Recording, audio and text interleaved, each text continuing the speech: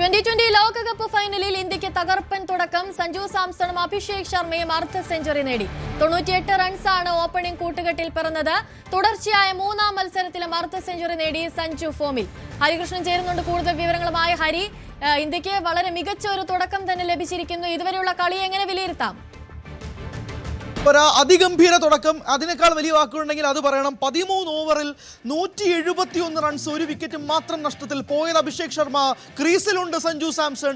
ഒരു 140 കോടി ജനതയുടെ പ്രതീക്ഷകൾ തോളിലേറിക്കൊണ്ട് സഞ്ജു സാംസന്റെ ഇന്നിംഗ്സ് എടുത്തു പറയണം. 39 പന്തുകളിൽ നിന്നും 69 റൺസുമായി നോട്ട് ഔട്ടിൽ ക്രീസിൽ നിൽക്കുന്നു സഞ്ജു. ഒപ്പം 18 പന്തുകളിൽ നിന്ന് 42 റൺസുമായിട്ട് ഇഷാൻ കിഷനും അതിഗംഭീരമായ സപ്പോർട്ട് കൊടുക്കുന്നുണ്ട്.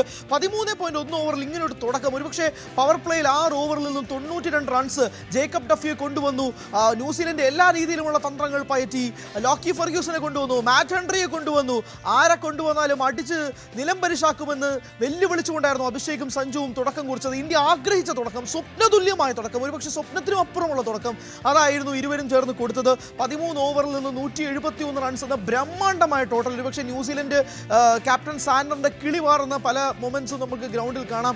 അദ്ദേഹം ക്ലൂലെസ് ആയിട്ട് നിൽക്കുകയാണ്. ആർക്ക് കൊടുക്കണം ബോളിംഗ് എന്ന് പോലും മനസ്സിലാവാതെ അദ്ദേഹം ബൗളേഴ്സിനെ വെച്ച് ടോസ് ചെയ്യുന്നത് നിലവിൽ കാണാൻ കഴിയും. ഏതായാലും അഭിഷേക് ശർമ്മയാണ് പുറത്തായത്. അതും 21 പന്തിൽ നിന്നും 52 റൺസ്. കൊടുക്കണമായ ഇന്നിംഗ്സിന് ഒരു വലിയ കൈയടി. എഴുന്നേറ്റ് നിന്നുകൊണ്ടൊരു സല്യൂട്ട്. 3 6 6 4മായി സ്ട്രൈക്ക് റേറ്റ് 247 കൊടുത്തിട്ടാണ് അഭിഷേക് ശർമ്മ ഗ്രൗണ്ടിൽ നിന്നും പുറത്തേക്ക് പോകുന്നത്. അത് അദ്ദേഹം ഫോം ഔട്ട് ആണെന്ന് പറഞ്ഞുകൊണ്ടിരുന്നപ്പോൾ ഫൈനലിൽ കൊടുക്കുന്നു അദ്ദേഹം ആ ഇന്നിംഗ്സ്. സഞ്ജു കഴിഞ്ഞ മത്സരത്തിൽ പോസ്റ്റ് മാച്ച് പ്രസന്റേഷനിൽ പറഞ്ഞത് ഫൈനൽ അഭിഷേകിന്റെ ദിനമായിരിക്കും എന്നാണ്. പക്ഷേ അഭിഷേകിന്റെ ദിനം മാത്രമല്ല, സഞ്ജുവിന്റെ ദിനവുമായിക്കൊണ്ട് മാറിക്കൊണ്ടിരിക്കുകയാണ്. 3 മത്സരങ്ങളിൽ അടുപ്പിച്ച് 50 ഉറപ്പിക്കാം. പ്ലെയർ ഓഫ് ദ ടൂർണമെന്റ് ഈ മനുഷ്യന്റെ കൈകളിലേക്ക്. വെറും 5 മത്സരങ്ങൾ മാത്രം കളിച്ച് ഒരു നിർണായകമായ ICCയുടെ T20 ടൂർണമെന്റിനെ പ്ലെയർ ഓഫ് ദ ടൂർണമെന്റായി മാറ്റിയെടുക്കാൻ കഴിഞ്ഞത് ചരിത്രത്തിലാദ്യം. 5 മത്സരങ്ങൾ മാത്രം കളിച്ച് ടീമിൽ ഇടം പോലും നഷ്ടപ്പെടുത്തിക്കൊണ്ടിരുന്ന ഒരു പ്ലെയർ, ഒരു ഘട്ടത്തിൽ ടീമിൽ സ്ഥാനമില്ലാതിരുന്ന പ്ലെയർ ആണ് ദാ ഇപ്പോൾ അടിച്ച് തൂഫാനാക്കുന്നത് ന്യൂസിലൻഡ് ബൗളർമാരെ. പ്രഹരമേൽപ്പിക്കുകയാണ് സഞ്ജുവിന്റെ ബാറ്റ്. അഹമ്മദാബാദിന്റെ ചൂടിനേക്കാൾ വേഗതയേറിയ ചൂട് സഞ്ജുവിന്റെ ബാറ്റിൽ നിന്നും കിട്ടുന്നുണ്ട്. ആ ബാറ്റ് സ്പീഡിന്റെ വീശിയ ആ കാറ്റിന്റെ ചൂട് ന്യൂസിലൻഡ് കിവികൾ വെന്ത് പൊള്ളുന്ന കാഴ്ചയാണ് അഹമ്മദാബാദ് ഗ്രൗണ്ടിൽ സംഭവിച്ചുകൊണ്ടിരിക്കുന്നത്. ആ നീലക്കടലിനെ സാക്ഷിയാക്കിക്കൊണ്ട് സഞ്ജു അടിച്ച് തകർക്കുന്നു. ഇതാ ഇപ്പോൾ വീണ്ടും ഒരു ബൗണ്ടറി. 41 പന്തുകളിൽ നിന്നും 70 റൺസ്. സഞ്ജുയുടെ സൺഡേ സഞ്ജുഡേ ആയി മാറുന്നു. 42 പന്തുകളിൽ നിന്നും 76 റൺസ് നിൽക്കുന്നു സഞ്ജുവിന്റെ ഇന്നിംഗ്സ്.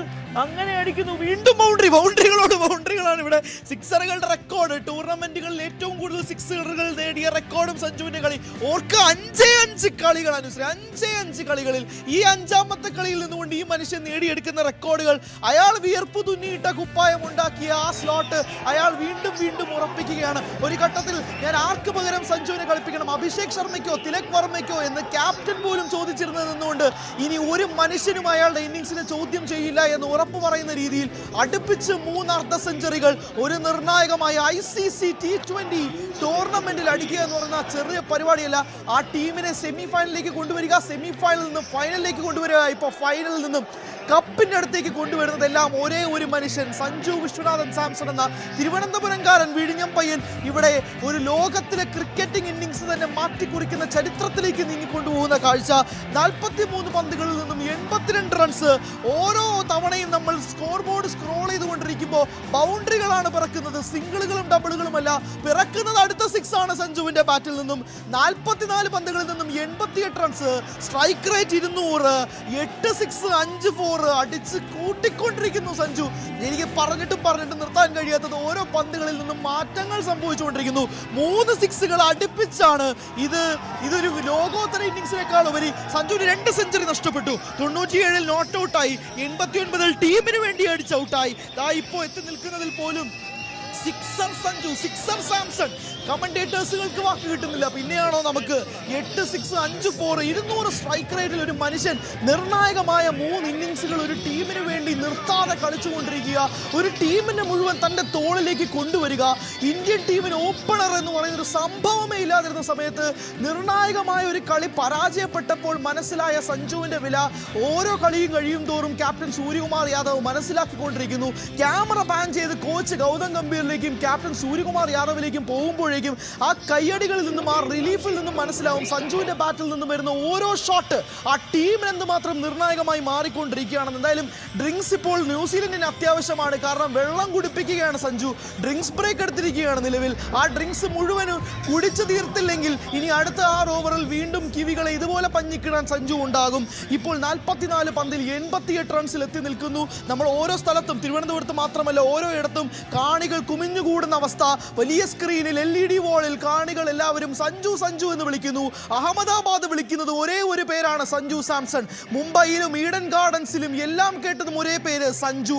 ചെപ്പോക്കിൽ നാളെ നടക്കാൻ അല്ലെങ്കിൽ പോകുന്ന IPL-ൽ ചെന്നൈ സൂപ്പർ കിങ്സിന് വേണ്ടി കളിക്കാൻ പോകുന്ന മഞ്ഞ ജേഴ്സിയിൽ 11ാം നമ്പർ ജേഴ്സിയിൽ സാംസൺ ഇറങ്ങുന്നതിന് മുമ്പേ അദ്ദേഹത്തെ സ്വീകരിക്കുന്നു ചെപ്പോക്കും. അങ്ങനെ ഇന്ത്യ ഒട്ടാകെയുള്ള ഓരോ ഗ്രൗണ്ടും ഹോം ഗ്രൗണ്ടാക്കി മാറ്റിക്കൊണ്ട് സാംസൺ നടത്തുന്ന തേരോട്ടം.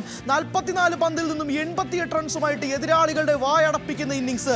എതിരാളികളെ മാത്രമല്ല വിമർശകരെയും ചില ക്രിക്കറ്റ് അനാലിസ്റ്റുകളെയും ആ ബാറ്റ് കൊണ്ട്, ആ SG ബാറ്റ് കൊണ്ട് സഞ്ജു വിമർശനങ്ങൾക്ക് എറിയുന്നുണ്ട്.